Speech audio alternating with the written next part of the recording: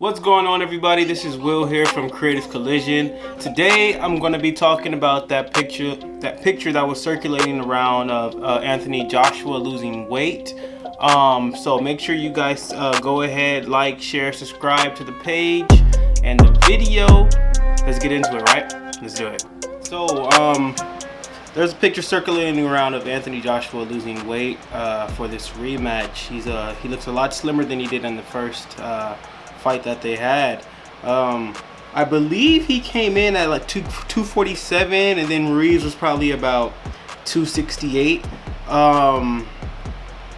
Which, I mean, is a big difference in weight. Joshua did have all the other advantages when it came to like height, reach, and technically, when you think about it, let's be real, Joshua was 247 all muscle. So I mean, yeah, Ruiz weighed more, but I think his conditioning was definitely better than Joshua's.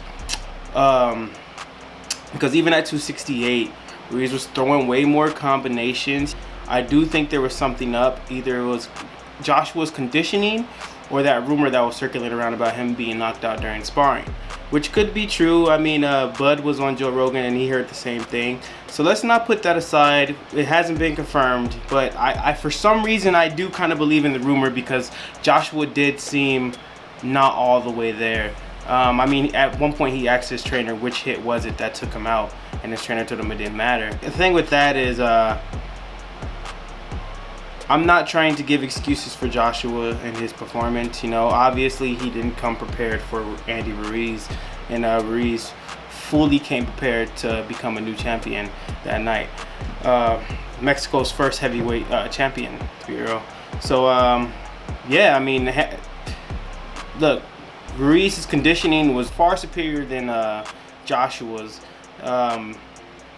which is wild because, I mean, I think we've seen him doing like Snickers commercials and stuff like that, you know. So it kind of shows you with all that muscle, sometimes, you know, the stamina isn't really there, and you can look a certain way, but really feel another, you know. And I also think, yeah, just his mental health wasn't there too, and that could have been him getting knocked out during sparring, you know, or it just could have been the pressures of that being his Welcome to America fight.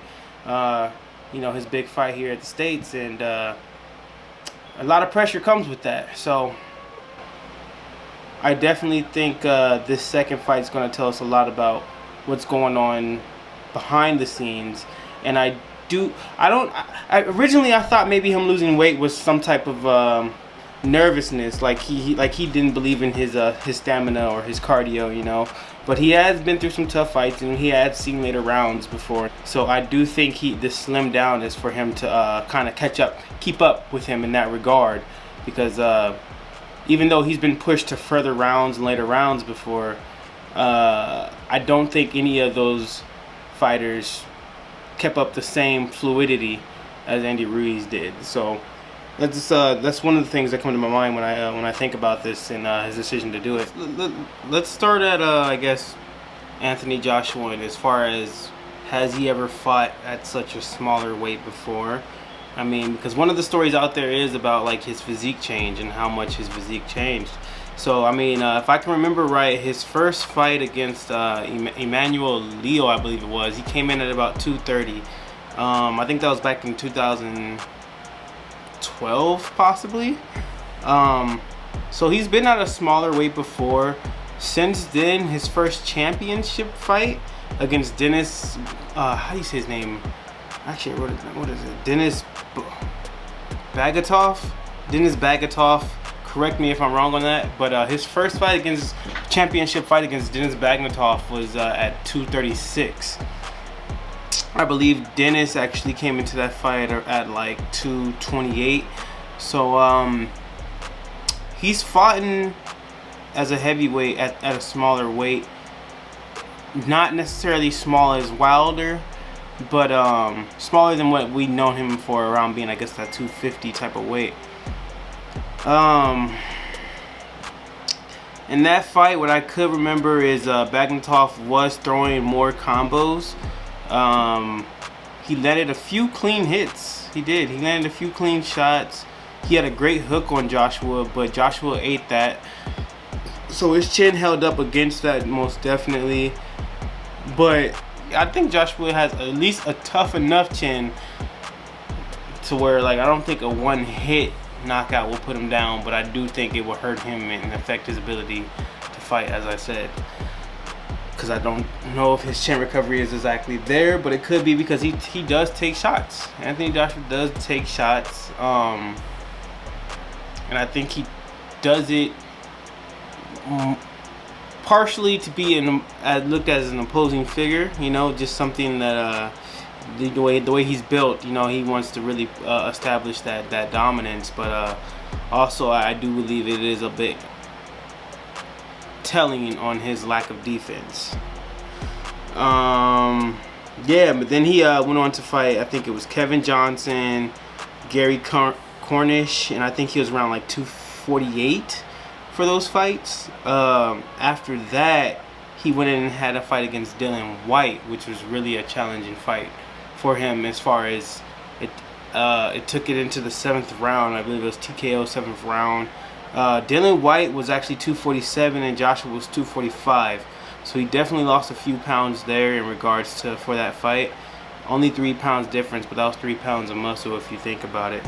Dillian Whyte was able to tag him up. He got a few clean ones off of him. That one was a really interesting one from the fact that Dillian was surviving and he was pushing Joshua, you know, to, like I said, those later rounds. And we did see, you know, we did see a Joshua that was able to keep up within those later rounds. His conditioning was good, his stamina was there, you know, so he was still in the fight definitely, and not looking so sluggish as he did when he came to Andy Ruiz coming in that 6th round. And also just keep in mind he was a little bit heavier. 2 pounds heavier, of course. So I mean, weight difference, not you know, it's not that significant, but it could have been that conditioning and that mentality. But also the fact that the weight difference wasn't that significant, because it was a 2 pound difference, it also shows, all right, so where was his head at? And that's what also leads me to believe that maybe something wasn't all there and behind the scenes, you know, something happened, you know, for this to be off, because it wasn't like he was a lot smaller going into that 7th round with Dillian Whyte, but he was still able to keep up in regards to getting the knockout and or the TKO, and still throwing. You know, he didn't look out of shape and exhausted like he did with Ruiz coming, like, I think it was the 6th round. So that was something that was telling there for me too, as far as to like what was his conditioning like during that training camp. And normally if a fighter has a bad training camp, it has to do with his team, you know, like what's going on, and there's more behind the backgrounds, like, you know, some fighters could be injured and sick or whatever, but I think the mentality wasn't there. And maybe it was the nerves, or maybe it was, who knows, you know, I don't really know exactly what it was. I can't pinpoint it.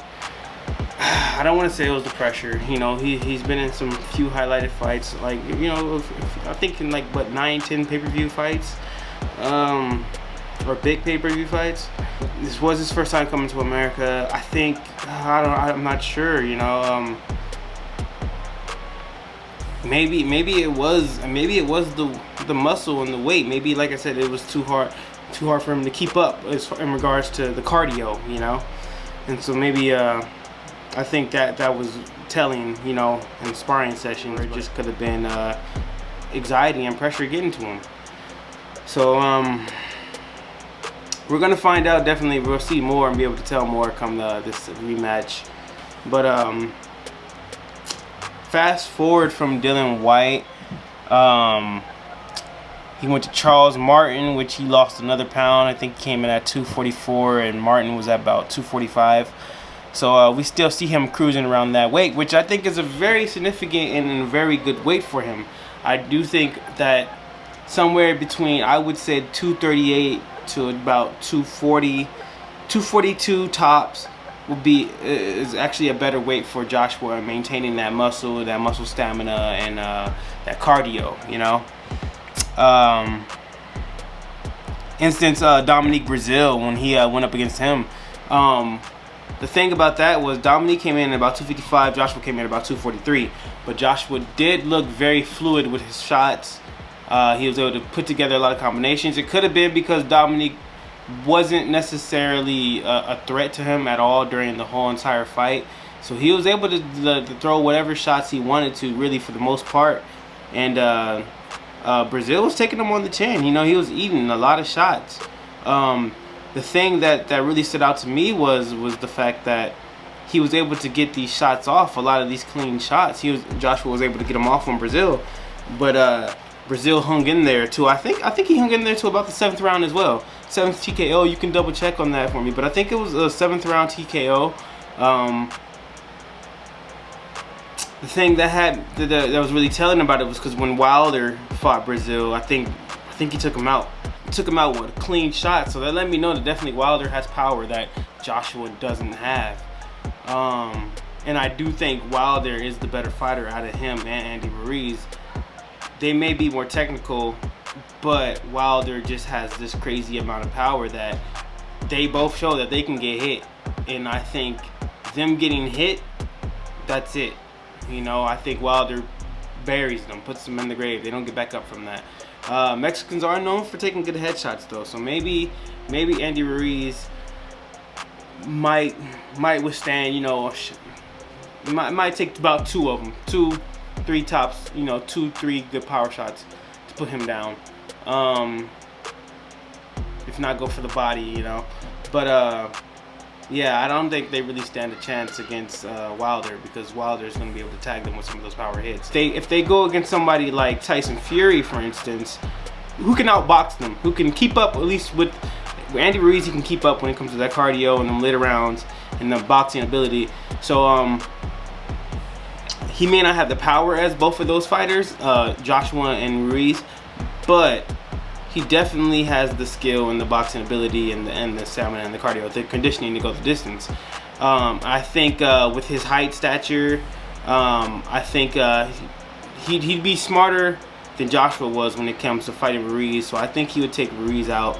And when it comes to Joshua, I think his experience and his ability, at least I got to see Joshua in this second fight, but against Ruiz. But I do think from that first one, I think Tyson Fury would be a dangerous fighter for both of them as well. It would be a more compelling fight against Tyson Fury, because I don't feel like he'd knock either of them out. At least not early on, maybe in the late rounds. Come like, I'd say about 9-10. No, yeah, I'd say about like somewhere between 10 to 12 rounds. He'd probably put them out.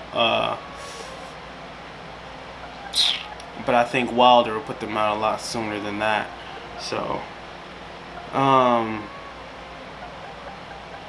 yeah. So I mean that Brazil fight that Joshua had, you know, it went to closer to the later rounds, but also like, just I don't think Joshua's power is there when it comes to Wilder's type of power, you know, and I think that is something that's very important in this heavyweight division. Joshua's big fight against Vladimir Klitschko, Joshua came in at 250, and then Klitschko was 240. I think that might have been Joshua's, like, well, actually no, his heaviest was against what's his name, Carlos Takam or something like that, at 254. But that's only 4 pounds away from what he came in with against Klitschko, 250. Let's go 240, but they have the same build, so that was very exciting, because they have basically virtually the same build. I think Joshua had them in reach a little bit, but I think they both came in at like 6'6". The same cardio and conditioning. It was a fight that went into the later rounds. Joshua getting the early knockout and getting a knockdown, I should say, within the 5th round, and then Klitschko coming back, outboxing him and getting a knockdown in the 6th round. But the thing is, they both have the same type of conditioning and cardio and stamina, so like that's why they both were able to hang in there, I feel like, in the later rounds, because energy wise, you know, I think they were about even. You know, I think Joshua had more of the youth though, so that I think that's what really helped him get through that and get that TKO in the 11th round. So Carlos Takam. Sorry, I don't know if I can pronounce that correctly, but Carlos Takam, he basically came in at that fight about 235, and Joshua came in about 254. The thing is about that fight is it went all the way to the 10th round. Takam, he was just built to endure. He was but the thing is, Joshua was throwing combinations and still throwing a lot of hits up until that 10th round, and he was at 254, the heaviest he's ever been. So when I hear this and when I see this and when I watch fights like this with Joshua being at heavier weights but still being able to do something in the later rounds, it really makes me wonder either how strong fucking Ruiz was, because like Joshua's chin seemed like it took a very long time to recover, if he ever did. It makes me wonder, is that rumor true, like I've been saying? Did he really get knocked out during his sparring session, and maybe that's why his game was off? Or 3, was his conditioning not there for this fight? Did he take it lightly? I don't know. It was his coming to America fight, so I'm sure he wanted to look as best as possible. So I don't think he took it too lightly, but I do think he just wasn't prepared for what Ruiz was going to throw at him, and his conditioning probably wasn't there, or he's been knocked out before. Let's not take away from Ruiz and his power. I think he had like about 21 knockouts coming into that fight. So he can definitely put a man down, put a man out of like, I think 36 professional bouts, I think it was. Correct me if I'm wrong on those numbers. But yeah, so in the 10th round, he was still throwing combinations, and I think he had like an injured nose or a broken nose or something like that. Off the top of my head, if I'm remembering correctly, he had like a broken nose. So Takam did hurt him, but the fact of the matter is, he was still able to go into those later rounds. So it's like, what was going on with this Ruiz fight? It seemed like his conditioning just was not there. But it could have been more than that, what I've been trying to tell you guys. For real. But, so Joshua was at his heaviest, and yet he was still throwing combinations in that later round, so his conditioning was on point during that time. So it has you questioning, or has me questioning at least, something's up. You know, something's more than what the camp was telling us. Even with Joshua, what's his name? Joseph Parker. I think he was at 242, and I think Joseph was at like, I think 236. Yeah, I think Joseph was at like 236. Joshua was at about 242. Did that fight go to? Let me see if that fight went the distance, because I think I know one fight went the distance. Oh yeah, so Joseph Parker, that one went the distance. It went all 12 rounds, unanimous decision. And if I'm remembering correctly, like I said, it may have went all 12 rounds, but Joshua was still in there all 12 rounds, you know, like he won all 12 rounds. I mean, for the most part. No. Takam, he was 254. Joseph Parker, he was 242. I am tripping. I am sorry. So Takam, he was what was it? I think I wrote it down actually. Let me see here. Give me a second, y'all. I took notes. You feel me? Alright, yeah. So Takam was 235 and Joshua was 254. The heaviest he's ever been. And he went about 10 rounds with Takam at 254. Conditioning was good. Now come Joseph Parker, he was 236. I mean, Parker was 236, Joshua was 242. I honestly believe, and actually his last fight before Ruiz, he was at 246, while Alexander Alexander, he was at like, I think like 222. That one went into the 7th round, but Joshua was still, you know, he was in there come the 7th round. He didn't look sluggish, tired, and sloppy. So that's what I'm saying. Like Joshua, he's been heavy fighting. Ruiz, I think he was, 247. So I mean, he's been at that weight before going into later rounds fighting. But I think maybe it was Andy's power that really put effect on him, or maybe something happened during training that we don't know about. So going into the Ruiz, Andy Ruiz. Sorry if I'm butchering his last name. I'm sorry, but Andy Ruiz, and Joshua fight. Andy, I like how Andy took his time to figure Joshua out. Joshua got reckless, and I feel like the reason why he got reckless was because honestly, we see him do this a lot. Did this a lot in his earlier fights too. Get reckless when he hurt somebody and just try to put him out. But I think he definitely gassed after he hurt Ruiz and tried to like finish him. So he gassed out, and him trying to put that fight away. As far as him seeing out of it, I mean, he asked his trainer or his cornerman, what punch was it that put him down, and he told him it didn't matter. But also, I think that it showed some miscommunication within the camp, because maybe the trainer didn't see the hit either. But also, I feel like when a champion faces adversity, this is how you tell if he's a true champion, how he overcomes that adversity. And some champions, most champions, don't overcome that adversity not by themselves necessarily, even though it's just them in that ring, but by the team. The team, how they handle it. And I think there's miscommunication or misunderstanding between the two of them during that fight, and I think it showed in. A trainer and their fighter must have this deeper relationship of understanding and communication during moments like that, because that's when it matters the most. They both go through the adversity together. Ruiz kept his composure for the most part. Whenever he hurt Joshua, he didn't gas out on the shots. He still picked his shots very carefully to take him out for the win. And I think that was another important fact, that Ruiz knew how to keep his composure. I mean, he had a lot of amateur fights before then, so I think a lot of the experience that Ruiz brought to the fight helped him out. And as far as not getting too excited, not getting chaotic, not letting your ego take control when you have the opponent hurt. So I think he showed really superior boxing in that regard. Joshua kept his hands down a lot. Like I said, I feel like Joshua's defense has been questionable at other times before in some of these other fights. He kept putting those hands down, and I don't think it was out of disrespect to Ruiz and his power. I think he really did feel his power, but I think that conditioning had to do with it. That stamina, his cardio wasn't there to keep him up. It's hard to keep your hands up and swing when you're boxing. It's hard to do.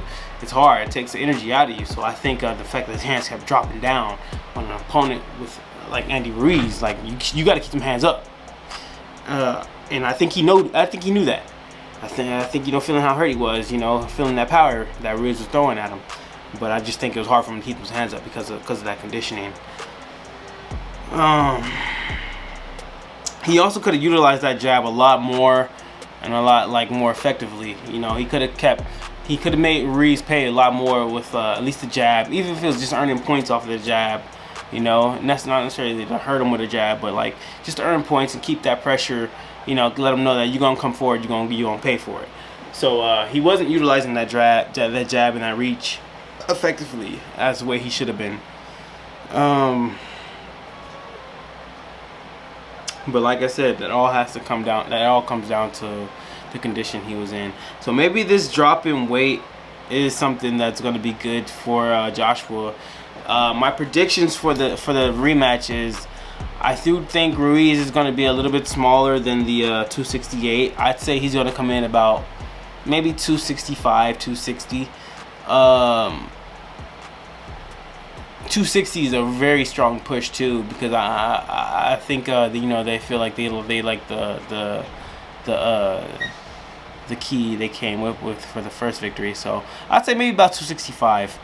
I do think Joshua though is going to be coming in about, I'm not going to say 230, 236, not that small, but I will say between 238 to 242.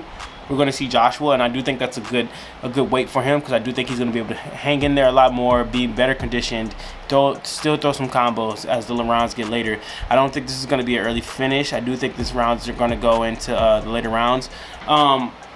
Joshua, he has a lot more pressure on him now to win this fight. This really is a make or break for him. I think If Joshua gets it done, it will be in the later rounds. But I have a good feeling this fight might go. I think the second round is gonna go the distance, and I think Joshua's gonna try to win it off of points. I think points is gonna be his main target. Outbox him, you know, staying there for the later rounds. I don't think he's gonna try to put him away. If he does, he's not gonna put him away like almost like a Klitschko, about 10th, 11th round, maybe sometime in the 12th. I mainly say maybe about 11th, 12th round. If he puts him out, it'll be around then. But I really think he just wants to stay in there for the distance, you know, and make sure he beats him, if not on points, if anything. So I feel like even though he's looking a lot trimmer than he did when he came in there first, but I think it's going to be better for him. I think he should come in around that weight, about 238, 242. 238 is kind of small because I mean it's giving up more power in a way, more size, I guess. Or I shouldn't say power, because look at Wilder. You know, he has probably the heaviest, the most power in the division at his weight. So I do think a lot of his durability or his strength and all that might suffer from him cutting some of this weight. But I think it's for him to have better stamina, better cardio, you know, for him to be better conditioned to survive the longer rounds and go the longer rounds with Ruiz, which I think that's what he really plans on doing. Just trying to outbox him for about 12 rounds and win off of points. He's not going for the highlight finish, the knockout. And Ruiz, I feel like he is going to come in a little bit smaller, not too much smaller.